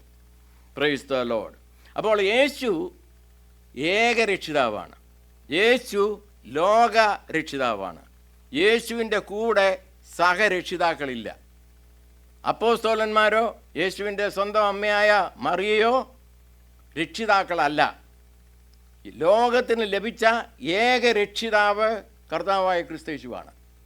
മതങ്ങളെ ഒന്നും ദുഃഖിപ്പിക്കാതെ ഇരിക്കേണ്ടതിന് അത് എല്ലാവരും പറയത്തില്ലെന്നേ ഉള്ളൂ. എന്നാൽ ലോകത്തിലേക്ക് സ്വർഗത്തിൽ നിന്ന് ഭൂമിയിലേക്ക് ഇറങ്ങി വന്ന ഏക രക്ഷകൻ യേശു മാത്രമാണ്. Price the Lord. നമ്മുടെ വചനത്തിൽ അത് കണ്ടു, ദൈവവചനത്തിൽ പഴയ നിയമത്തിൽ കണ്ടു. യോഹന്നാൻ്റെ 3:16, അതുപോലെ യോഹന്നാൻ 4:12, ലൂക്കോസ് 19:10 ഇങ്ങനെ പോയി, കാണാതെ പോയതിനെ കണ്ട് തിരഞ്ഞ് രക്ഷിപ്പാണല്ലോ മനുഷ്യപുത്രൻ വന്നത്. കാണാതെ പോയതിനെ എന്ന് പറയുന്നത് ദൈവത്തിൽ നിന്ന് അകന്നുപോയ മനുഷ്യരാശിയെ രക്ഷിക്കേണ്ടതിനല്ലയോ യേശു ക്രിസ്തു വന്നത് എന്ന് പറയുന്നു. അപ്പോൾ ലോകത്തിലേക്ക് അയക്കപ്പെട്ട ഏക രക്ഷിതാവ്, ഏക ലോക രക്ഷിതാവ് കർത്താവായ ക്രിസ്തേശു മാത്രമാണ്. ഹല്ലേലൂയ. എന്തുകൊണ്ട് ഒരു രക്ഷകൻ്റെ ആവശ്യം ഭൂമിയിലുണ്ട്? നമ്മളെല്ലാം ചിന്തിപ്പിക്കുന്നൊരു വിഷയം. എന്തിനാ ഈ രക്ഷിതാവ്? മനുഷ്യരങ്ങ് ജീവിച്ചാൽ പോരെ, നല്ലവരായിട്ട് അങ്ങ് ജീവിച്ചാൽ പോരായോ? അതിന് മറുപടി റോമാലേഖനം 3:23 പൗലോസ് അപ്പോസ്തലൻ പറയുന്നു, all have sinned and fall short of the glory of God. എല്ലാവരും പാപം ചെയ്ത് ദൈവ തേജസ് ഇല്ലാത്തവരായി തീർന്നു, ലോകത്തിലെ സകല മാനവരാശിയും. അതുപോലെ റോമാലേഖനം 6:23 ആ 3 പറഞ്ഞത് പോരാഞ്ഞിട്ട് പൗലോസ് അതിനെ ഒന്നുകൂടെ സ്ട്രെസ് ചെയ്ത് പറയുകയാണ്, the wages of sin is death. പാപത്തിൻ്റെ ശമ്പളം മരണമാണ്. അപ്പോൾ ലോകത്തിലെ സകല മനുഷ്യരും പാപത്തിലാണ്. പാപത്തിൻ്റെ ശമ്പളം മരണമല്ലെങ്കിൽ നരകമാണ്, ദൈവത്തിങ്കിൽ നിന്നുള്ള സെപ്പറേഷനാണ്. അതിനൊരു പരിഹാരകനുണ്ടെങ്കിലേ സാധിക്കൂ. അപ്പോൾ ലോകം പാപത്തിലാകിയാൽ ഒരു പരിഹാരകൻ, പാപത്തിൻ്റെ പരിഹാരകൻ്റെ ആവശ്യമുണ്ട് എന്നുള്ള ഒരു സ്റ്റേറ്റ്മെൻറ്റാണ് നമ്മളവിടെ കാണുന്നത്. ഹല്ലേലൂയ. ഇതെങ്ങനെ സാധിച്ചു? ഇതെങ്ങനെ നിറവേറ്റപ്പെട്ടു? യോഹന്നാന്റെ സുവിശേഷം 14:6 കർത്താവ് പറഞ്ഞു, I am the way, the truth and the life. ഞാൻ തന്നെയാണ് വഴി, ഞാൻ തന്നെയാണ് സത്യം, ഞാൻ തന്നെയാണ് ജീവൻ. ഹല്ലേലൂയ. എന്നിലൂടെ അല്ലാതെ ആരും പിതാവിൻ്റെ അടുക്കൽ കടന്നു പോകുന്നില്ല. കർത്താവ് ശക്തവും സ്പഷ്ടവുമായ രീതിയിൽ അത് പ്രസ്താവിക്കുന്നതായിട്ട് നമ്മൾ കാണുന്നു. ഹല്ലേലൂയ. യോഹന്നാൻ 10:11 യേശു പറഞ്ഞു, I am the good shepherd. ഞാൻ നല്ല ഇടയനാണ്. നല്ല ഇടയൻ ആടുകൾക്ക് വേണ്ടി തൻ്റെ ജീവനെ കൊടുക്കുന്നു. അത് സകല മാനവരാശിയെ അഡ്രസ്സ് ചെയ്തുകൊണ്ട് പറയുകയാണ്, ഞാൻ നല്ല ഇടയനാണ്. നല്ല ഇടയൻ ആടുകൾക്ക് വേണ്ടി തൻ്റെ ജീവനെ കൊടുക്കുന്നു എന്ന് കർത്താവ് പറഞ്ഞു. എന്നാൽ ഇതെങ്ങനെ കർത്താവിന് നിറവേറ്റിയെടുക്കാൻ സാധിച്ചു എന്ന് നമുക്ക് ചിന്തിക്കാം. കാൽവറി ക്രൂശിൽ അത് സാധിച്ചു. 2 കാര്യങ്ങളാണ് ക്രൂശിൽ സ്ഥാപിക്കപ്പെടുന്നത്. ഒന്ന്, the righteousness should be established first. Secondly, the love should be manifested. അവിടെ നീതിക്കകത്തൊരു ജഡ്ജ്മെൻ്റ് ഉണ്ട്. ആ ജഡ്ജ്മെൻ്റ് നിറവേറണം, ദൈവസ്നേഹത്തെ വെളിപ്പെടുത്തണം. ഇത് രണ്ടും കാണുന്നത് ഒരുപോലെ ക്രൂശില. പാപത്തിൻ്റെ ശമ്പളം മരണമാണ്, പക്ഷേ മനുഷ്യർക്കാർക്കും അതിന് കെപ്പില്ല അത് ഏറ്റെടുക്കാൻ. ലോകത്തിലുള്ള എല്ലാ മാനവരാശിയുടെയും പാപത്തെ ഏറ്റെടുക്കാൻ ഏത് മനുഷ്യനാണ് കെപ്പ്? ഏലിയാവിനോ മോശയ്ക്കോ ലോകത്തിലുള്ള ഒരു പ്രവാചകനോ അത് കഴിയത്തില്ല. അപ്പോൾ യേശു ക്രിസ്തു പറഞ്ഞു, മനുഷ്യനായി ജഡം ധരിക്കാൻ പോകും പറയാനായി, ഇങ്ങോട്ടേക്ക് തന്നേരെ. ഹല്ലേലൂയ. അങ്ങനെ ലോകത്തിൻ്റെ പാപത്തെ താൻ ഏറ്റെടുത്തുകൊണ്ട് പാപപരിഹാരമായി യാഗമായി അർപ്പിക്കുന്നതിലൂടെ രക്ഷയ്ക്കുള്ള വഴി തുറന്നു കൊടുക്കുന്നു യേശു. സ്തോത്രം. അതാണ് നമ്മൾ ക്രൂശിൽ കാണുന്നത്. ഇത് പുതിയ നിയമത്തിലുള്ള ഒരു കാഴ്ചപ്പാടല്ല, ഇത് പഴയ നിയമത്തിലേ ഉണ്ടായിരുന്നു. യെശയ്യാപ്രവചനം 53, ഞാൻ സാധാരണ തിരുവത്താഴ് ശുശ്രൂഷയ്ക്ക് അത് വായിപ്പിക്കുന്ന ഒരു വേദഭാഗമാണ് 53-ാം അധ്യായം. അതിൻ്റെ 5-6 വാക്യങ്ങളിൽ ഇങ്ങനെ പറയുന്നു, എന്നാൽ അവൻ നമ്മുടെ അതിക്രമങ്ങൾ നിമിത്തം മുറിവേറ്റും നമ്മുടെ അതിക്രമങ്ങൾ നിമിത്തം തകർന്നുമിരിക്കുന്നു, നമ്മുടെ സമാധാനത്തിനായുള്ള ശിക്ഷ അവൻ്റെ മേലായി. ഹല്ലേലൂയ. അപ്പോൾ കർത്താവായ യേശു ക്രിസ്തു ക്രൂശിൽ യാഗമായി തീരുന്നതിലൂടെ പറയുകയാണ്, അവൻ നമ്മുടെ അതിക്രമങ്ങൾ നിമിത്തം മുറിവേറ്റു, നമ്മുടെ അതിക്രമങ്ങൾ നിമിത്തം തകർന്നുമിരിക്കുന്നു, നമ്മുടെ സമാധാനത്തിനായുള്ള ശിക്ഷ അവൻ്റെ മേലായി. ഹല്ലേലൂയ. സ്തോത്രം. ഇതാണ് ക്രൂശിൽ സ്ഥാപിച്ചെടുത്തത്. പാപത്തിൻ്റെ ശിക്ഷ പെയ്ഡ് ഓഫ് ആക്കി, രക്ഷയുടെ വാതിൽ തുറന്നു തന്നു. ഇതാണ് നമ്മൾ ക്രൂശിൽ കാണുന്നത്. Praise the Lord. ഹല്ലേലൂയ. അതിനെക്കുറിച്ച് പൗലോസ് അപ്പോസ്തലൻ അല്പം ആത്മനിയോഗത്താൽ എഴുതുന്നുണ്ട്. 2 കൊരിന്ത്യർ ലേഖനം 5:21 ഇങ്ങനെ പറയുന്നു, പാപം അറിയാത്തവനെ നാം അവനിൽ ദൈവത്തിൻ്റെ നീതിയാകേണ്ടതിന് അവൻ നമുക്ക് വേണ്ടി പാപമാക്കി. പാപമില്ലെങ്കിൽ മരണമില്ല. അപ്പോൾ നമ്മുടെ പാപത്തെ ഏറ്റുകൊണ്ട് നമുക്ക് പകരം പാപമായി തീർന്നുകൊണ്ട് കർത്താവ് നമുക്ക് വേണ്ടി യാഗമായി തീർന്നു എന്നവിടെ പറയുന്നു. ഹല്ലേലൂയ. Praise the Lord. കർത്താവായ യേശു ക്രിസ്തു മരിച്ചതിന് ശേഷം അവിടെ കല്ലറ കൊണ്ട് അവസാനിച്ചില്ല. കർത്താവായ യേശു ക്രിസ്തു ഉയർത്തെഴുന്നേറ്റു. ഇന്നും ആ എംപ്റ്റി ട്യൂമ്പ് കിടക്കുന്നു. ആ കല്ലറയ്ക്കകത്ത് കയറാൻ എനിക്ക് അവസരം കിട്ടിയിട്ടുണ്ട്. ഞാനതിൻ്റെ ഔട്ട് സൈഡിൽ തിരുവത്താഴ് ശുശ്രൂഷ നടത്തുകയും അതിനുള്ളിൽ കയറുകയോ ഒക്കെ ചെയ്തിട്ടുള്ളൊരു മനുഷ്യനാണ്. ആ സ്ഥലം എനിക്കറിയാം. വലിയ കല്ല് അതിൻ്റെ പുറത്ത് ഇപ്പോഴും ഒരെണ്ണം വെച്ചിട്ടുണ്ട്, അതിൻ്റെ അടുത്ത് മാർട്ടി. ഈ കല്ല് റോമൻ സീലുള്ള കല്ലായിരുന്നു. റോമൻ സീല് തകർക്കാതെ ഈ കല്ല് മാറ്റാനൊക്കത്തില്ല, അതൊരു രീതിയിൽ അതിനെ സ്റ്റക്ക് ചെയ്താണ് വെക്കുന്നത്. എന്നാൽ ആ റോമൻ സീല് മാറ്റിക്കൊണ്ട് ഈ കല്ല് എടുത്ത് മാറ്റി വെച്ചുകൊണ്ട് കർത്താവായ യേശു ക്രിസ്തു പുറത്തു വരികയാണ്. ഈ കല്ല് അവിടെ ഇരുന്നാൽ യേശുവിന് പുറത്തു വരാനൊക്കത്തില്ലയോ? വാതിലടച്ചിരിക്കുക അവരുടെ മധ്യത്തിൽ നിന്നുകൊണ്ട് നിങ്ങൾക്ക് സമാധാനം എന്ന് പറഞ്ഞവന് ഈ കല്ല് അവിടെ ഉണ്ടെങ്കിലും വരാൻ ഒക്കത്തില്ലേ? നിശ്ചയമായും പറ്റും. എന്നാൽ അത് അവർക്കൊരു അടയാളമായി കൊടുക്കുകയാണ്. ഇവൻ അവിടെ ഇല്ല, അവൻ വെളിയിൽ വന്നു എന്ന് ഉറപ്പ് വരുത്തേണ്ടതിന് ആ കല്ല് ദൂതന്മാരെടുത്ത് മാറ്റുന്നു. യേശു വരുന്നു. ഉയർത്തെഴുന്നേറ്റ് യേശുവിനൊരു കല്ലൊരു പ്രശ്നമല്ല പുറത്തു വരാൻ. അടയ്ക്കപ്പെട്ട പൂട്ടിക്കിടക്കപ്പെടുന്ന കഥകൊരു തടസ്സമല്ലാത്തതുപോലെ യേശുവിന് വരാം. എന്നാൽ അവരറിയേണ്ടതിന് ആ കല്ല് അവിടെ നിന്ന് മാറ്റപ്പെട്ടതായിട്ട് നമുക്ക് കാണും. Praise the Lord. ഹല്ലേലൂയ. അപ്പം യേശു ഉയർത്തെഴുന്നേറ്റതിന് ശേഷം പലരും യേശുവിനെ കണ്ടു. അതുകൊണ്ടാണ് പൗലോസ് അപ്പോസ്തലൻ 1 കൊരിന്ത്യർ 15 അധ്യായത്തിൽ ഇപ്രകാരം പറയുന്നു: ക്രിസ്തു ഉയർത്തപ്പെട്ടിട്ടില്ലെങ്കിൽ ഞങ്ങളുടെ പ്രസംഗം വ്യർത്ഥം, നിങ്ങളുടെ വിശ്വാസവും വ്യർത്ഥം. കർത്താവായ യേശു ക്രിസ്തു ഉയർത്തതുകൊണ്ടാണ് നമുക്ക് വിശ്വസിക്കാൻ കഴിയുന്നത്. കർത്താവായ യേശു ക്രിസ്തു ഉയർക്കുന്നില്ലെങ്കിൽ സത്യസുവിശേഷം പരക്കുകയില്ല. ഈ യേശുവിൻ്റെ ശിഷ്യന്മാരൊന്നും ധീരന്മാരോ ഉത്സാഹികളോ ആയിരുന്നില്ല, ഭീരുക്കളായിരുന്നു. യേശു മരിച്ചു കഴിഞ്ഞാൽ അവരാദ്യം ചെയ്തത് മുറിക്കകത്ത് കയറി വാതിലടച്ച് പേടിച്ചിരിക്കുക. എന്നാൽ ഉയർത്തെഴുന്നേറ്റ യേശുവിനെ കണ്ടതോടുകൂടി അവരിലൊരു ചൈതന്യം പകരപ്പെട്ടു, അവർക്കൊരു ധൈര്യം ലഭിച്ചു.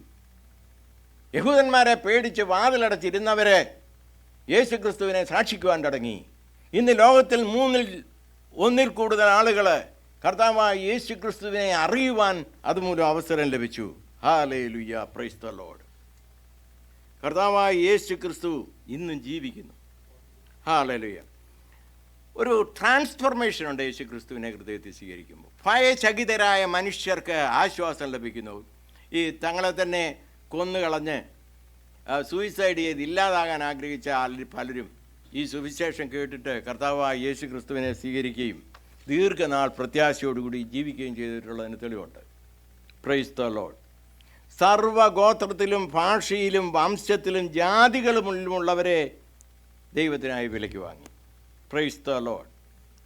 നമ്മുടെ എല്ലാവരുടെയും, ഇവിടെ ഇരിക്കുന്ന എല്ലാവരുടെയും വ്യക്തിപരമായ അനുഭവമാണ് യേശു ജീവിക്കുന്നു എന്നുള്ളത്.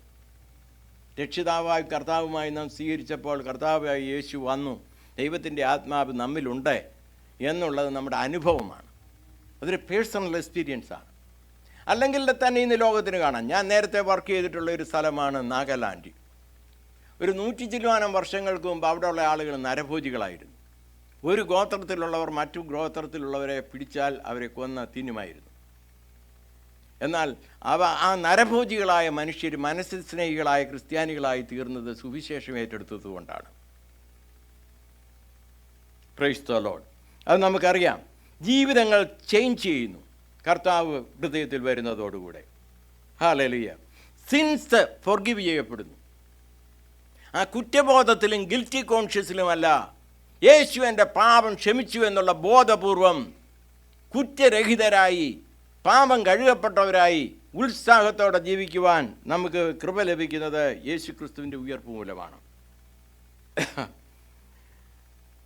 Praise the Lord. നമ്മുടെ ഹോപ്പ് റിസ്റ്റോർ ചെയ്യപ്പെടുന്നു യേശു ക്രിസ്തുവിൻ്റെ ഉയർത്തെഴുന്നേൽപ്പിലൂടെ.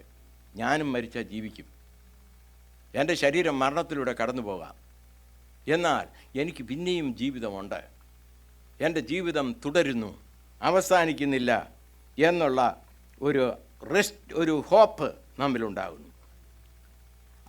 യോഹന്നാൻ്റെ സുവിശേഷം 1:12 ഇങ്ങനെ പറയുന്നു യോഹന്നാൻ അപ്പോസ്തലൻ. ഇത് സ്പഷ്ടമായിട്ട് എഴുതിയിരിക്കുന്ന യോഹന്നാൻ അപ്പോസ്തലനാണ് സുവിശേഷങ്ങളിൽ ഏറ്റവും വ്യക്തമായി. അവനെ കൈക്കൊണ്ട് അവൻ്റെ നാമത്തിൽ വിശ്വസിക്കുന്ന ഏവർക്കും ദൈവമക്കളാകുവാൻ അവൻ അധികാരം കൊടുത്തു. ഇപ്പോൾ കർത്താവായ യേശു ക്രിസ്തു ലോകരക്ഷിതാവാണ്. ഈ യേശുവിൻ്റെ സന്ദേശം ചെന്നിട്ടുള്ളതെല്ലാം അത്ഭുതങ്ങൾ നടന്നിട്ടുണ്ട്. ഇന്ത്യ അതുപോലെ പൗരസ്ത്യ രാജ്യങ്ങളിലൊക്കെ സംസ്കാരവും വളരെ എഡ്യൂക്കേറ്റഡുമായിട്ടിരുന്ന ഒരു കാലഘട്ടമുണ്ട്. ആ കാലഘട്ടത്തിൽ ഇപ്പോൾ ബുദ്ധൻ്റെ കാലത്തൊക്കെ ഈസ്റ്റിലെ ഒരു വെളിച്ചം ലഭിച്ചു. ബുദ്ധനെ പറയുന്നത് ഇന്ത്യയുടെ പ്രകാശം എന്ന് തന്നെയാണ് പറയപ്പെടുന്നത്. ഇന്ത്യയുടെ വെളിച്ചം. അല്പം നല്ല ഉപദേശങ്ങളൊക്കെ കൊടുത്ത മനുഷ്യനാണ്. എന്നാൽ കർത്താവായ യേശു ക്രിസ്തുവിൻ്റെ സന്ദേശം ചെന്നിടത്തൊക്കെ വ്യത്യാസങ്ങൾ വന്നിട്ടുണ്ട്. അവിടെ രോഗികളെ പരിരക്ഷിക്കുവാൻ ആദ്യകാലം തൊട്ട് തന്നെ ഹോസ്പിറ്റലുകളുണ്ടായി. വളരെ സംസ്കാരരഹിതരായിരുന്ന ചില യൂറോപ്യൻ രാജ്യങ്ങളിൽ സുവിശേഷം ചെന്നപ്പോൾ അവർ സംസ്കാരമുള്ളവരും മനുഷ്യസ്നേഹികളുമായി മാറി. ഹല്ലേലൂയ, സ്തോത്രം. കിരാതരായിരുന്നവർ ദൈവസ്നേഹമുള്ളവരായി മാറി. സ്കൂളുകളുണ്ടായി, വിദ്യാഭ്യാസം ഉണ്ടായി. അനാചാരങ്ങൾ മാറ്റപ്പെട്ടു. വിദ്യാഭ്യാസം മനുഷ്യർക്ക് കൊടുക്കുവാൻ സഭയിലുള്ളവർ മുന്നോട്ട് വന്നു. രോഗികളെ പരിരക്ഷിക്കുവാൻ ഹോസ്പിറ്റലുകൾ ഉണ്ടാക്കുവാൻ മുന്നോട്ട് ആളുകൾ വന്നു. ആളുകളെ സഹായിക്കേണ്ടതിന് വേണ്ടി സാൽവേഷൻ ആർമി അതുപോലെയുള്ള പല ടീമുകളെ മറ്റുള്ളവരെ ശുശ്രൂഷിക്കുവാനായിട്ട് മുന്നോട്ട് വന്നു. ഇതെല്ലാം ക്രിസ്തീയ സഭയുടെ കാര്യങ്ങളാണ്. അവർ ചെയ്തെടുത്തിട്ടുള്ള കാര്യങ്ങളാണ്. വിദ്യാഭ്യാസം, ആതുര സേവനം, രോഗികൾക്ക് വേണ്ടി ഹോസ്പിറ്റലുകൾ തുറക്കുക, ഇതുപോലെയുള്ള എല്ലാ കാര്യങ്ങളിലൂടെയും മുന്നോട്ട് വരുവാനിടയായി. നമ്മുടെ കർത്താവ് ഇന്നും അത്ഭുതം ചെയ്യുന്നു. അവന് അടയാളങ്ങളിലൂടെ അത് വെളിപ്പെടുത്തുന്നു. ഇന്നും രോഗികൾക്ക് അവൻ സൗഖ്യം കൽപ്പിക്കുന്നു. ഇന്നും പാപത്തിൻ്റെ അധീനതയിൽ കിടക്കുന്നവർക്ക് കർത്താവ് വിടുതൽ നൽകുന്നു. അവൻ ലോകത്തിലേക്ക് അയക്കപ്പെട്ട പല രക്ഷിതാക്കളിൽ ഒരുവനല്ല, അവൻ ഏക രക്ഷിതാവാണ്. കർത്താവായ യേശു ക്രിസ്തുവിൻ്റെ കൂടെ തൻ്റെ അപ്പോസ്തോലന്മാരെ രക്ഷിതാക്കളായിട്ടില്ല. കർത്താവായ യേശുവിൻ്റെ അമ്മ ഒരു രക്ഷിതാവല്ല. കർത്താവായ യേശു ക്രിസ്തു മാത്രം ലോകരക്ഷിതാവായി കിടക്കുന്നു. ഏത് അവസ്ഥയിൽ കിടക്കുന്നവനും വിടുതൽ നൽകുവാൻ യേശു മതിയായവനാണ്. തകർന്ന അവസ്ഥയിൽ നിന്നും മനുഷ്യന് ഉയർച്ച നൽകുവാൻ കർത്താവ് മതിയായവനാണ്. എൻ്റെ പ്രിയനെ, നിന്റെ ആത്മാവ് ശുഭമായിരിക്കുന്നത് പോലെ നീ സകലത്തിലും സുഖവും ശുഭവുമായിരിക്കാൻ ഞാൻ ഇച്ഛിക്കുന്നുവെന്ന് ദൈവവചനം പറയുന്നത് പോലെയുള്ള അവസ്ഥയിൽ നമുക്ക് ഓരോരുത്തർക്കും മാറ്റം തരുവാൻ ഈ വചനം കേൾക്കുന്ന ഓരോരുത്തർക്കും ദൈവം ഇടയാക്കട്ടെ എന്ന് പ്രാർത്ഥിച്ചുകൊണ്ട് ഞാൻ എൻ്റെ വാക്കുകളെ ചുരുക്കുന്നു. ദൈവം നമ്മെ ഓരോരുത്തരെയും അനുഗ്രഹിക്കട്ടെ, സഹായിക്കട്ടെ. God bless.